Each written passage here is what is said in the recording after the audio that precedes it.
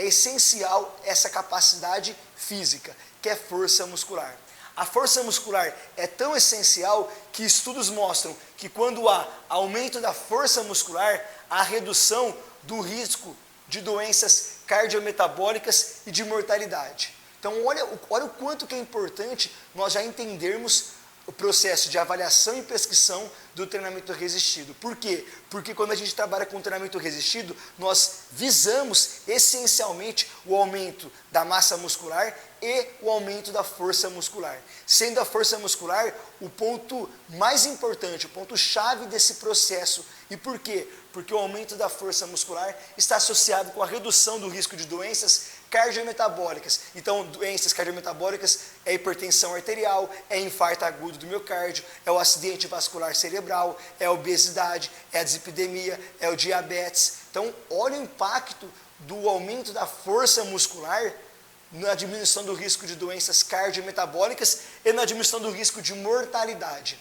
Então é essencial nós entendermos todo o processo que envolve desde a avaliação como a prescrição do treinamento resistido. Novamente, eu friso aqui, seja se você trabalha com a musculação, com treinamento funcional, com crossfit, com treinamento com teraband, com o próprio peso corporal, com peso livre, seja qual for o treinamento resistido, contra uma resistência que você vai utilizar, tá bom? Então aqui nós vamos nessa pegada da palavra resistido, que para você pode ser qual for a vertente que você vai trabalhar aqui, tá bom? E é essencial nós já identificarmos o quê? Que a partir dos cerca dos 30, 35 anos, inicia esse processo de senescência, envelhecimento, e que isso promove degeneração de diversos órgãos e sistema, como o sistema cardiovascular, como o sistema respiratório, como o sistema neuroendócrino metabólico e também como o sistema muscular. Então o envelhecimento, ele promove o processo de senescência, que se inicia a partir de cerca dos 35 anos, inicia o processo de degeneração para todos os órgãos e sistemas, assim como para o sistema muscular. Então, as pessoas começam a perder massa muscular. Nome que é sarcopenia. O que é sarcopenia? Perda de massa muscular. E o que a perda de massa muscular com o processo de envelhecimento determina em nosso organismo? É essencial a gente entender isso. Olha só, a sarcopenia impacta na redução da força muscular, na diminuição da potência muscular e na diminuição da resistência muscular. E porque agora eu estou menos forte, eu tenho mais dificuldade nas tarefas do meu dia a dia. Porque eu estou menos potente, eu tenho agora aumento do risco de quedas e fraturas. Principalmente isso aqui está ligado aqui a pessoas idosas, tá? E como agora eu tenho menos resistência muscular, eu tenho aumento da minha fatigabilidade e dificuldade nos exercícios. Então, automaticamente, porque agora eu estou perdendo massa magra, então porque agora a pessoa está perdendo massa muscular, ela está agora menos forte, menos potente, menos resistente, então ela tem mais dificuldades nas tarefas do dia a dia. Tem maior risco de quedas e fraturas, visto isso muito em idosos. Eu tenho aumento da dificuldade em realizar exercícios físicos. Então, o que acontece? Eu fico mais inativo. Eu realizo menos tarefas do meu dia a dia. E realizando menos tarefas do meu dia a dia, o que acontece? Eu perco ainda mais massa muscular. Então, isso aqui é um processo de retroalimentação que eu devo evitar, que eu preciso impedir esse processo. E por quê? Porque a perda de massa muscular, o processo de envelhecimento, a perda de força muscular vai trazer problemas, aumento do risco de doenças para o seu aluno, para o nosso aluno. Por isso que precisa a gente entender. Olha só esse outro estudo que mostra o processo de envelhecimento, que a gente pode até substituir aqui, ó, por sarcopenia. A sarcopenia, a perda de massa muscular, determina o quê? Aumento da fatigabilidade, diminuição da força muscular, diminuição da capacidade de resistência e diminuição da massa muscular. E agora o que acontece? A pessoa realiza menos atividade física, menos atividades do seu dia a dia. E aqui não é necessariamente exercício, ela realiza menos atividades do dia a dia dela. E olha só, porque agora ela realiza menos atividade, ela se move menos, e porque cada vez mais está perdendo massa muscular, e cada vez mais perdendo massa muscular é mais fadiga, é menos resistência, é menos força, é menos potência, a pessoa faz menos atividade, o que vai determinar? Diminuição ainda mais do dispêndio energético. O metabolismo dela, inclusive, começa a reduzir ainda mais. O gasto energético total dela começa a reduzir ainda mais. Isso aumenta o risco do quê? De obesidade, principalmente a obesidade abdominal. E essa obesidade abdominal está associada ao aumento da liberação de adipocitocinas inflamatórias. Adipocitocinas que vai trazer um transtorno endócrino metabólico para o nosso aluno, seja a nível do sistema nervoso central, seja agora resistência à insulina, na cascata da insulina vai impedir o processo, seja agora levando ao aumento da formação de placas de ateromas. Então, todo um processo que vai advindo que eu posso até citar aqui, pelo processo de envelhecimento, que a gente pode até traduzir isso na perda de massa muscular. E agora, essa obesidade abdominal, aumento de adipocitocinas inflamatórias, vai levar à resistência à insulina e vai estar associado também com o aumento do risco de hipertensão arterial, diabetes tipo 2 e dislipidemia. E isso desencadear uma doença cardiovascular. E aqui eu já friso que a principal causa de morte no mundo são as doenças cardiovasculares. A principal causa de morte no mundo é o infarto agudo do miocárdio e o acidente vascular cerebral. Então é preciso a gente entender todo esse processo para que a gente possa utilizar do treinamento resistido de maneira planejada, criteriosa, para que a gente possa transformar a vida das pessoas que nós vamos atender. Seja qual for a vertente do treinamento resistido que você vai utilizar. Mas antes é preciso a gente entender o porquê que é importante a massa muscular e a força muscular. Antes de mais nada, para que a gente possa apresentar isso para o nosso aluno de maneira mais adequada na nossa fala, na nossa postura, ao mostrar a nossa metodologia de treinamento, porque o aluno pode vir e pode falar para você muitas vezes que ele não quer fazer um treinamento resistido porque ele não quer aumentar a massa muscular ou porque ele não quer ficar forte.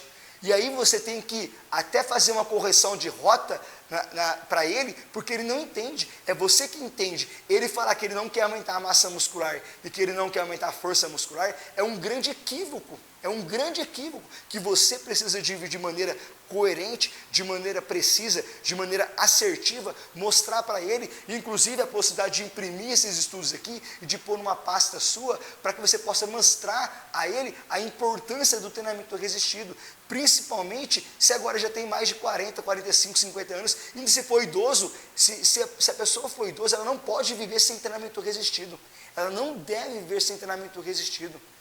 Porque a gente está mostrando esse quadro clínico e funcional. E eu vou mostrar agora mais especificamente para vocês, porque mesmo que a pessoa já tenha alguma doença cardiovascular, como hipertensão arterial, é essencial o treinamento resistido. De novo, porque o treinamento resistido, impactando no aumento da massa muscular e força muscular, está associado à diminuição do risco de mortalidade.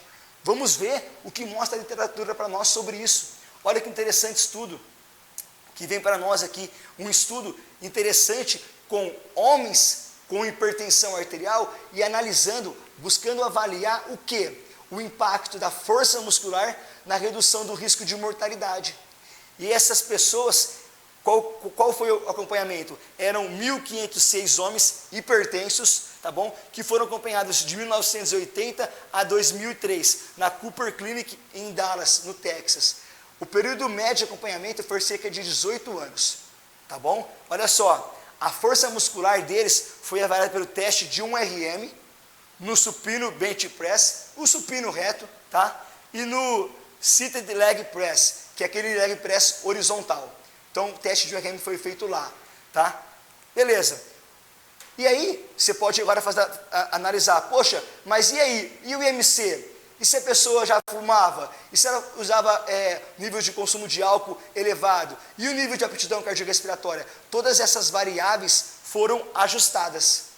Todas essas variáveis foram ajustadas. Então, foi ajustado o quê? O nível de consumo de álcool, tabagismo, IMC, pressão arterial sistólica, pressão arterial diastólica, colesterol total, diabetes, eletrocardiograma anormal, histórico familiar de doença cardiovascular, e pelo nível de aptidão cardiorrespiratória. Então, após todas essas análises variáveis serem ajustadas, o que eles identificaram nesse acompanhamento? Eles identificaram o quê? Olha que interessante, que maiores níveis de força muscular foram associados a um risco 34% menor de mortalidade por todas as causas. Olha isso, pessoas já com doença cardiovascular, pessoas com hipertensão arterial, aqueles que tinham mais força muscular morriam menos. Aqueles que tinham mais força muscular tinham um risco 34% menor de mortalidade. Isso é essencial. Olha o impacto que a gente faz na vida das pessoas através da prescrição criteriosa, planejada do treinamento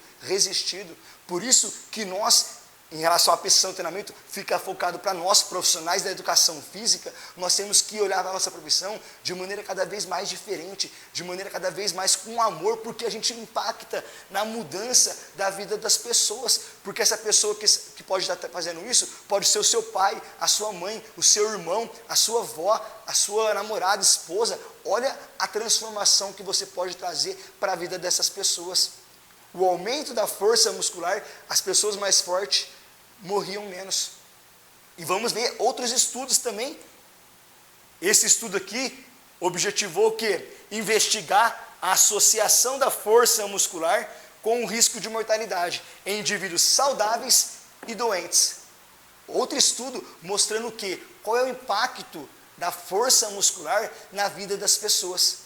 E quais foram os resultados desse estudo? Que o nível de força muscular foi inversamente associado com a mortalidade por todas as causas. Ou seja, maiores níveis de força impactavam no menor risco de mortalidade por qualquer causa. Por qualquer causa. Independentemente da idade, da gordura corporal, do tabagismo, do consumo de álcool ou até mesmo dos níveis de aptidão cardiorrespiratória. Não importava se a pessoa era tabagista, tinha mais gordura corporal, se consumia álcool e o nível da aptidão cardiorrespiratória tinha maiores níveis de força muscular, morria menos. Olha o impacto que você pode fazer na vida das pessoas através do treinamento resistido planejado.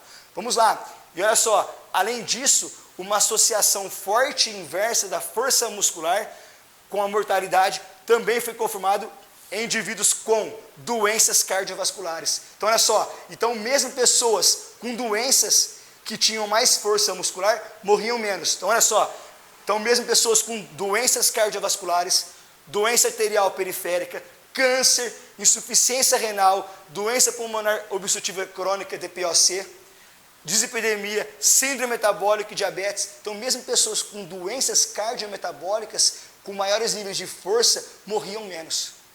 Olha que interessante isso.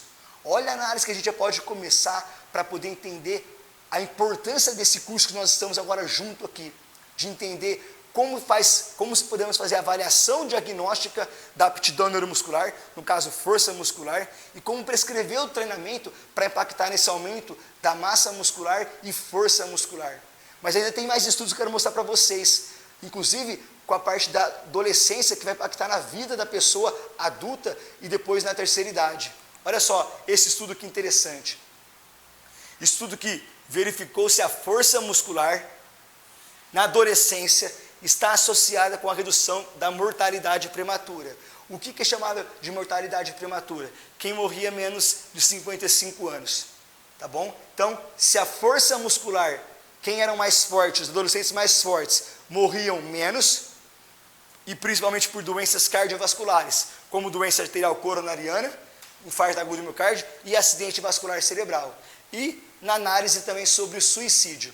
Olha que interessante, olha que estudo bacana. Beleza, resultados para nós, olha o impacto disso. Resultados, maiores níveis de força muscular na adolescência foi associado a um risco 20 a 35% menor de morte prematura por qualquer causa, ou por doenças cardiovasculares. Olha que interessante, independentemente do IMC ou da pressão arterial. Independente se a pessoa era obesa ou não, se tinha pressão arterial elevada, hipertensão ou não. Olha que interessante. Adolescentes mais fortes tiveram um risco 20 a 30% menor de morte por suicídio e foram 15 a 65% menos propensos a ter qualquer diagnóstico psiquiátrico, como esquizofrenia e transtornos de humor. Olha que interessante isso. Olha o impacto que o treinamento resistido, levando ao aumento da massa muscular e aumento da força muscular, vai trazer para o seu aluno. Um aluno, seja ele sedentário, seja ele cardiopata, hipertenso, diabético, obeso, idoso, seja ele já teve um acidente vascular cerebral, seja teve infarto agudo do miocárdio. Olha o impacto disso. Agora a análise passa a ser o quê? Como que eu posso apresentar essa metodologia sua para o seu aluno? Para que ele possa entender a importância desse treinamento resistido. Inclusive para os profissionais da classe médica que recebem muito ou que têm muito contato com os pacientes que deveriam ser passados para nós, que deveriam estar conosco. E cada vez mais, o interessante é que a medicina cada vez mais identifica, a ciência cada vez mais mostra que o treinamento resistido, que o treinamento físico é um tratamento essencial para qualquer doença. Então é um tratamento não medicamentoso, basicamente, para qualquer problema.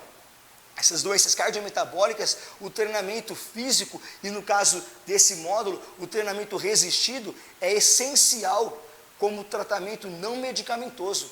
É por isso que a gente precisa entender a importância desse treinamento resistido, como fazer essa avaliação diagnóstica da força muscular e como prescrever o treino para que isso possa ser planejado, estruturado, periodizado na busca das adaptações fisiológicas associadas ao aumento da massa muscular e com o aumento da força muscular, para que a gente possa ter algo diferenciado, para que possamos ser um profissional diferenciado.